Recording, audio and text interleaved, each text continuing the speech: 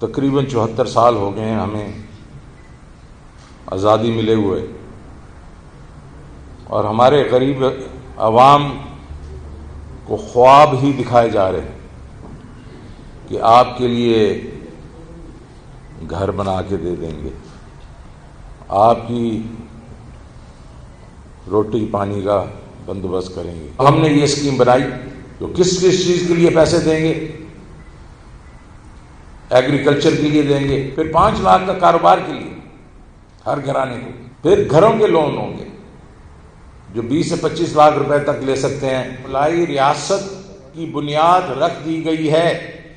آج اس کا ایک بہت بڑا دن ہے۔ آپ دیکھیں گے کہ جیسے جیسے یہ پروگرام پورے ملک میں پھیلے گا، لوگوں میں خوشحالی آئے گی، نچلے طبقے میں خوشحالی جب آئے گی تو پھر صحیح پاکستان بنے گا۔